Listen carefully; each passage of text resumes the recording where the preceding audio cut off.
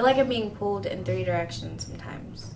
My elephant depression pulling me right, my eating disorder like gravity concentrated on one chain pulling me left, my body stretched out completely by my unhealthy will of helping people and using it as a numbing paste to my own feelings.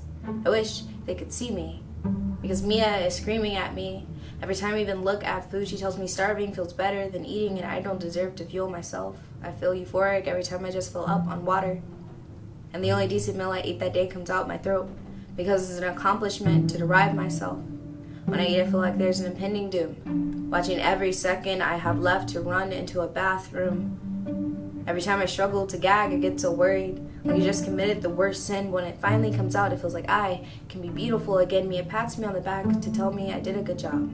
She tells me it's right, and I should continue playing Russian roulette with my heart, kidneys, and teeth, and to be honest, I can't stop. My depression decides he wants to play along. He pulls me in the other direction with the weight of an elephant because, you see, he looks like one. He sits in the corners of every room. He grows like a shadow. And when he feels it right, he takes a justified seat on my chest. He likes to smile in my eyes the entire time, and so does she.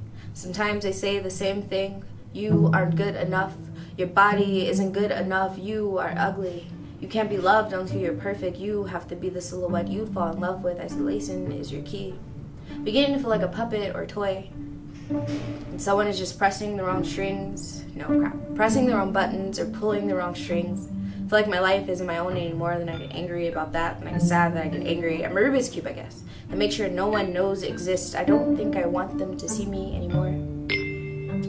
I'm tired with a feeling a hole that I've been trying to fill by staying empty and turning away from smiling. My lack of a green thumb means I don't care enough to try and nourish them back to life. This is for the bad days, because in order to write this poem, I had to reach for the person I wanted to be. And they said, hi, beautiful. This is for your bad days. When your brain refuses to let go of the chains that crowds your demons and huddles close to it like a safety blanket. When the air you breathe is now being rejected by your lungs. When you label every tear and throw them into your own lake of blame, when your throat lines itself with redemption, and that toilet says regrets you don't have enough blood to drown out. When you draw the knife over your skin, marking all the things your words can't fill. When you sleep, not because you're tired, but because it's the only pain pill you can find. When your eyes hollow and resemble that cut off tunnel of your dreams, where loneliness is your only companion. The elephant will scream your name, because it was made just for you. The letters on his collar are fading, so name the rings off your mother's lips taste bitter now amidst your pain. Even though the legs you walk on shake and twitch, and you look at your body and wonder why you're still together, breathe. Please, breathe. Because these wings were carved from your idols, which happen to be warriors. Look at the artists that wrote these creations for your senses, sticking a knife right through the belly of the monsters that roam inside your head.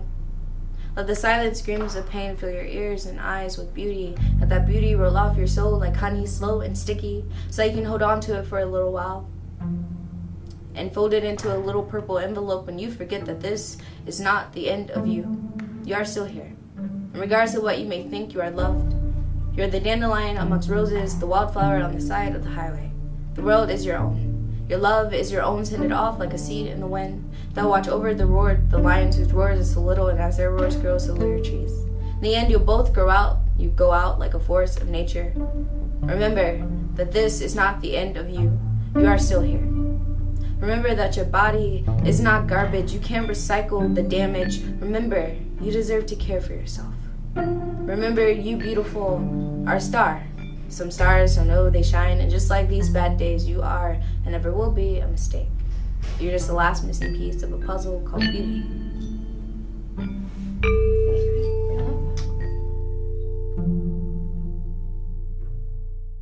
My name is McClure. I'm in 8th grade, and the poem is titled 4-6. Competing in the competition in and of itself, I think, is a very good experience, especially since majority of the kids who had competed were people who've never done spoken word before.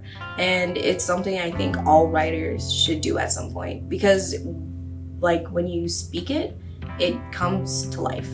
On page, it's there, but when you're able to actually present it to an audience, it gives it more three-dimensional, if that makes any sense. It's more three-dimensional.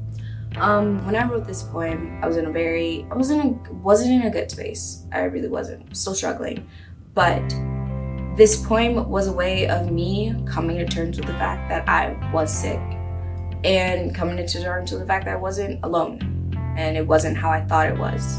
Kind of use the voice in your inner voice that kind of dictates what's going on or contradicts things on how you actually think about it. I use that voice to write this poem. I've had people come to me that have had good experiences with the poem and have found a way to relate to it, and I hope that other people will be able to too.